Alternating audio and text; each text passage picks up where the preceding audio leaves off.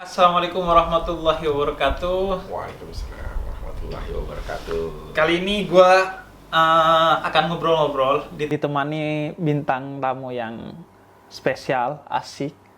Kayaknya akan kemana-mana obrolan kita hari ini. Nah, sama Mas Vicky Prasetyo. Ini ada artinya nih, Bib. Apa itu? Mas saya sebagai manusia lemah yang pasti kebesaran hanya milik Allah semata. Gitu, ini salam tahu gitu. Alhamdulillah ya udah akhirnya ketemu kita ya. Bib. Iya, akhirnya kita ketemu. Silaturahmi. Menarik nih, bersilaturahmi. Cuman gue baru buka obrolan ini, itu udah kayak error kepala gue gitu. Kenapa ya, Karena kalau searching di media gitu, Vicky Prasetyo, terlalu banyak identitas tentang Vicky Prasetyo. Betul. Banyak banget identitas. Dan nggak ini sih, nggak ada yang nyangkut-nyangkut di agama sama sekali. Tapi pas pembukaan udah menarik sekali pesannya. Nah, sebenarnya makanya gue tuh gak suka membaca orang dari media atau dari mulut orang lain. Mending kita langsung kepada orangnya lah. Biar orang, karena yang tahu tentang diri mereka dan yang berhak menjelaskan kan diri mereka sendiri. Nah, Vicky Prasetyo. Kalau gue pengen tahu Vicky Prasetyo itu siapa sih? Sebenarnya kalau tadi kita ulas lebih dalam, kita nggak bisa memaksakan kehendak pikiran orang untuk memikirkan, mengikuti apa yang kita pengen kan. Saya hanya seorang pria sederhana yang berasal dari Cikarang. Saya lahir di Cikarang. Saya anak pertama dari 5 bersaudara. Ringan lah. Cuma memang di situ akhirnya saya nggak pernah memimpikan untuk ada di sekitaran area yang beraktivitas di entertainment atau pekerja seni. Tapi nggak tahu takdir udah mengantarkan akhirnya kepada hal itu, dan akhirnya sampai saya geluti udah hampir berjalan 6 tahun ini. Ya alhamdulillah sampai di fase seperti ini. Akhirnya yang tidak diimpikan tapi bisa menjadi senderan sebuah kebanggaan dan prestasi buat saya untuk karirnya gitu. Kalau yang betul-betul menurut lo, ini gue nih, menggambarin diri lo itu, orang yang nggak dapetin di TV dan mungkin selama ini orang nggak kenal, yang ingin lo perkenalkan tentang seorang Vicky Prasetyo. Yang pasti seburuk apapun masa lalu kita, masa depan kita masih suci. Saya tuh salah satu orang yang sangat sebenarnya memperdulikan tentang syiar gitu loh. Makanya di setiap band metal saya tulis lagu yang judulnya Agamaku, di mana walaupun kita aliran keras, kita boleh mencintai budaya dan nuansa musiknya, aransemennya, tapi bukan berarti harus mencintai prinsip dan budayanya. Makanya saya bisa nyiptain lagu di band metal saya, Kudeta, itu tentang agama. Apa agama bagimu, bagiku agama adalah sebuah kebenaran. Jadi nggak ada tuh I am God for myself, nggak ada aku adalah Tuhan buat diri aku sendiri, itu nggak ada. Justru hal orang yang nggak pernah tahu, saya sebenarnya bukan goal saya ataupun tujuan saya untuk menjadi public figure sampai seperti sekarang ini. Karena cita-cita saya dari kecil adalah saya pengen menjadi orang yang bisa memberikan tausiah, memberikan syiar. Sebenarnya, iya. Makanya saya penceramah gitu. Itu sebenarnya cita-cita saya. Cita-citanya Cita-cita. Ada ini nggak? Ada keinginan bahwa suatu hari berkontribusi di sana, meskipun bukan lo yang ceramah misalnya, tapi kerjasama atau bikin manajemen dakwah atau pesantren gitu. Pengen sih, saya udah bilang di usia 50 tahun saya belum pernah menyampaikan ini sih, di khususnya secara rekam digital. Saya akan pensiun insya Allah rencananya dari dunia entertain di usia saya 50 tahun. Saat ini ya alhamdulillah lah, dengan bayaran per episode yang cukup menjanjikan, saya akan kumpulin uangnya untuk saya beli tanah, saya bisa mewakafkan sebuah tempat. Saya pengen bikin yayasan pesantren yatim piatu di daerah-daerah, khususnya mungkin di daerah Cikarang ataupun daerah Bandung nantinya. Jadi itu adalah rangka tujuan niat yang memang saya jalanin gitu loh. Karena Saya kadang-kadang sedih melihat kegerlapan dunia kita seperti ini. Padahal satu sisi di usia 13 tahun sampai hampir 17 tahun, saya itu adalah seorang santri yang memang hanya beribadah di pesantren Asy-Syafi'iyah. Jadi pada waktu saya sekolah SMP dan sekolah sanawiyah, malamnya saya belajar kitab kuning kayak Tanqul Qauli, Matan Julumiyah, Tijan Darori, belajar kitab fikih usul fikihnya, kita belajar Safinatun Najah, sedikit-sedikit belajar Nahwu Shorof. Justru di situ kita kehilangan sosok Vicky Prasetyo yang pada zaman era dulu gitu loh. Iya. Dengan sekarang maaf, wah ketemu artis penyanyi dangdut cantik, ketemu presenter cantik, ketemu ini lama-lama kok saya makin jauh ya dari hakikat hidup saya gitu. Cuma ya itulah saya sadar kok di sebelah kaki saya ini ada di dunia entertain, tapi tujuan saya tetap ada di kaki kanan. Tadi saya bilang, saya kumpulin uang dari hasil keringat kerja saya supaya saya bisa bikin yayasan nantinya untuk pesantren yatim piatu gitu loh. Jadi lo waktu kecil santri umur berapa tuh? 12 tahun lah, hampir 13 tahun sampai Jadi ke 17 setelah tahun. SD? Setelah SD. Terus nyantri? Nggak SMP dulu? Enggak. Berapa tahun? SMP-nya di dalam pesantren itu ada sekolah negeri, ada sekolah sanawiyah. Jadi disatuin. Iya. Jadi paginya sekolah umum, SMP, tapi siangnya sekolah sanawiyah, sorenya habis maghrib ya kita ngaji kitab kayak salaf gitulah semuanya. Jadi berapa lama itu? 3 tahun diisi kayak begitu. Muhadoroh, apa, kita diisi kayak gitu. Safinatun Najah. Iya, Safinatun Najah.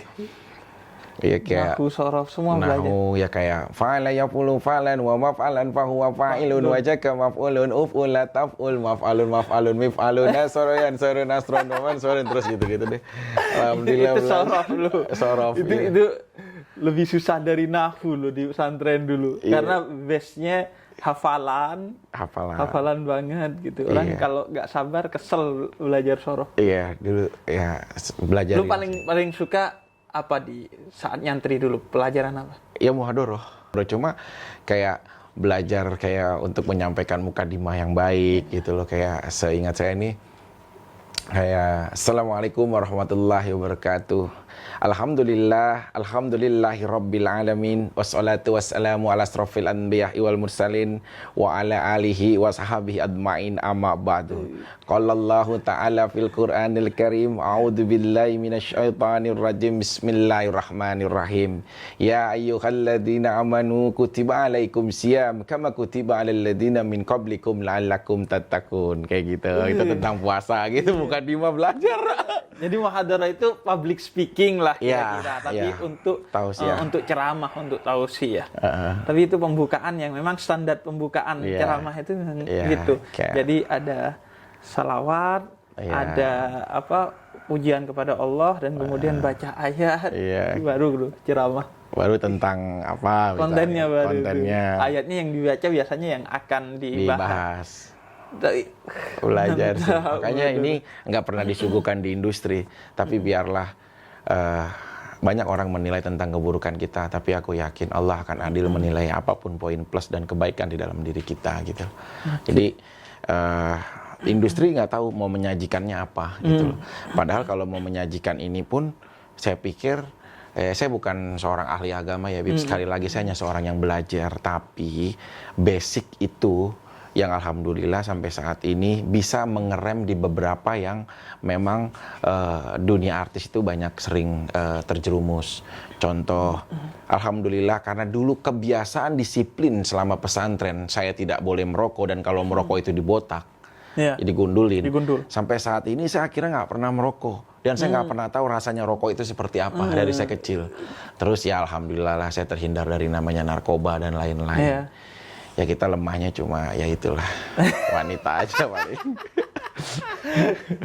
Nah, urusan iyalah perempuan. Iya, itu kan. Nah, kenapa lu bisa lemah banget di sana? Jadi begitu selesai pesantren, saya masuk SMA. Nah, harusnya ini dengan ilmu yang cukup bisa membawa yang lain justru di lingkungan ini.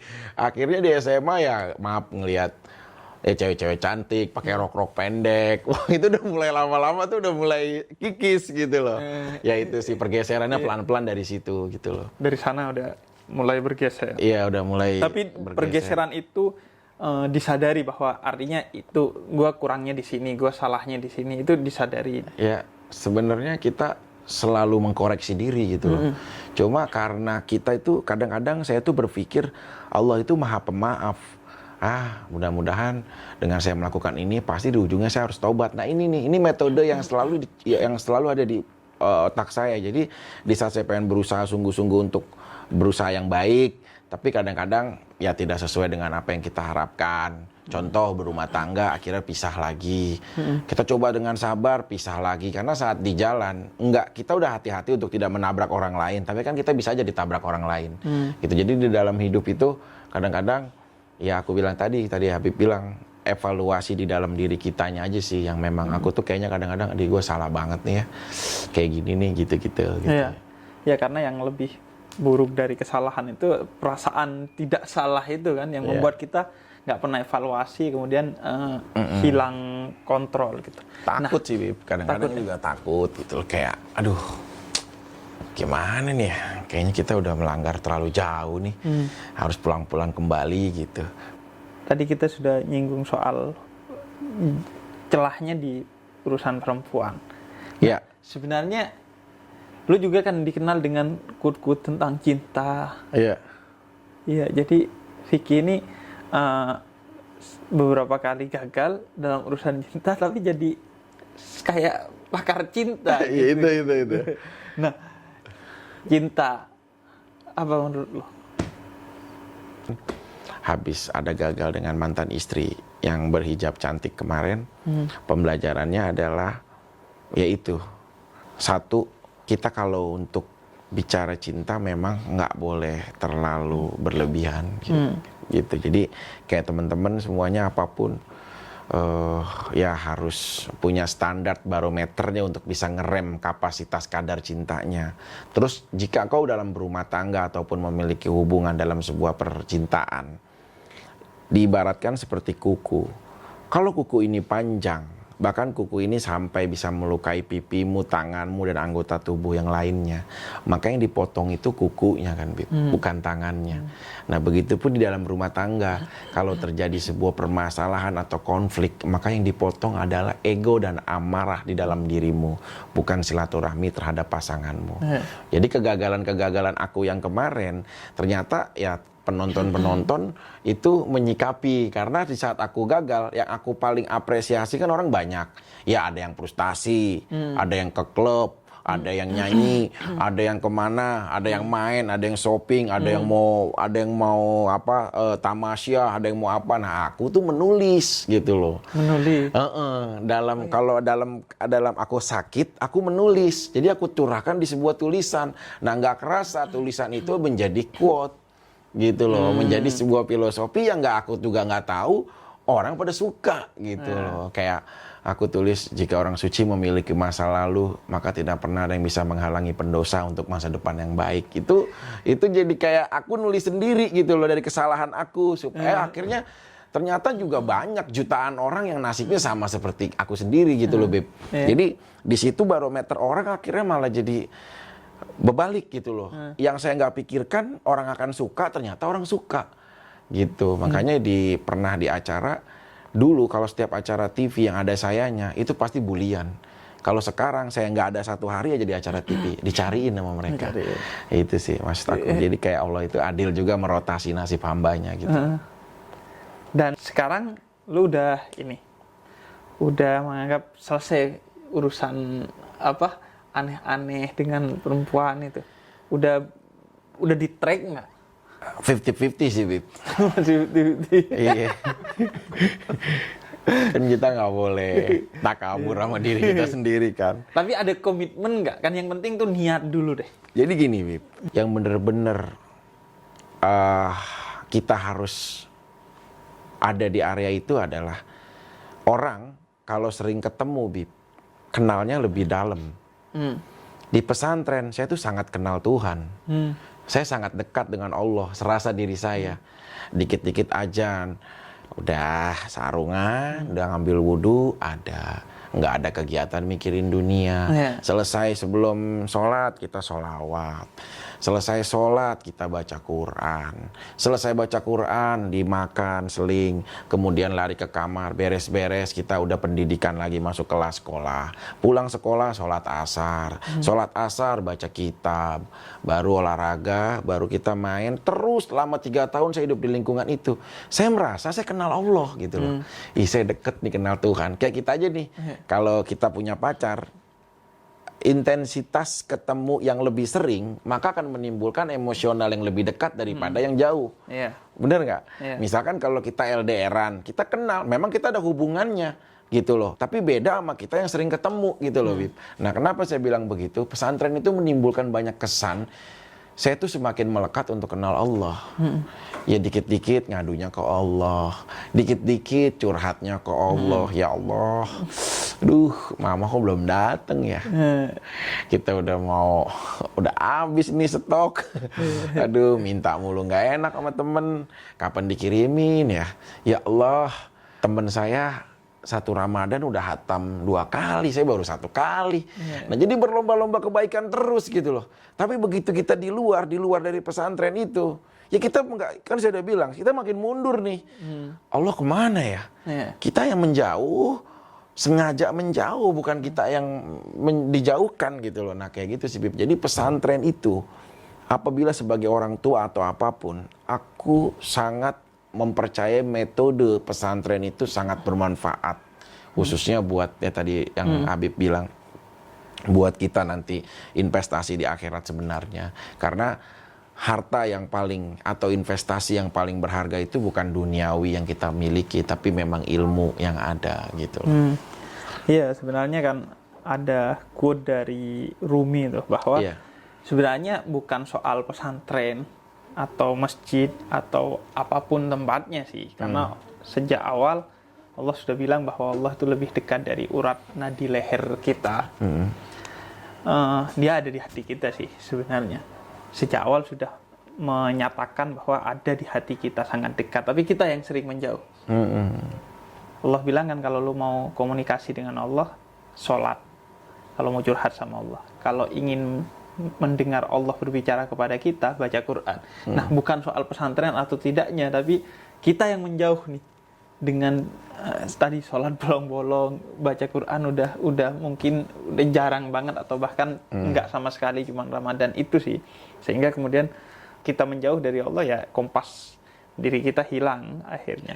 Nah, tadi investasinya adalah ilmu, dan bersyukur karena ibu masukin ke pesantren. Nah, lu punya anak nggak? Punya. Melakukan seperti yang dilakukan Insya Allah. Cuma saya sampai saat ini masih nggak percaya daripada lingkungan sekitar, Bib. Kalau kayak contohnya aja ya, sekilas teman-temannya, lingkungannya, kita udah nggak ada tuh kayak dulu lingkungan kalau setiap maghrib kita ngaji ke musola terdekat. Lingkungannya udah beda gitu loh. Zaman ini udah makin bergeser. Kenapa tadi saya bilang, ya saya akan sama melakukan seperti apa yang ibu lakukan kepada saya.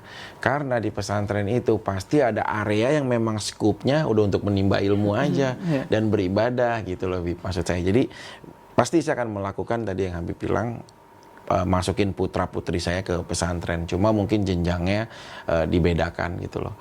Kalau saya lebih masukin nanti saat SMP sebenarnya. Saat SMP. Kalau SD biarinlah, dia masih kecil kan. Tapi udah diperkenalkan. Ya kayak dia ikut rumah Quran gitu. Jadi udah ada bekal-bekalnya. Terus dia lumayan hafalan Qurannya. Hafalan gitu. Quran Ya, kayak hafiz Quran dia udah mulai. Saya sekolah kan ada jurusan umum, ada jurusan hafiz. Nah, jadi aku bilang jurusannya jurusan hafiz Quran aja. Oh, kenapa, Det? Kenapa nggak yang umum? Nggak apa-apa. Sama aja kok ilmu bagusnya. Tapi kalau kamu hafiz Quran, bahkan ada manfaatnya buat Dedi juga nantinya gitu. Oke, kita akan lanjut. Siap. Ntar kita break dulu ya. Tujuannya tetap ingin nanti melanjutkan cita-cita awal. Cita-cita awal. Jadi pendakwah. Jadi pendakwah. Saya tuh seneng banget.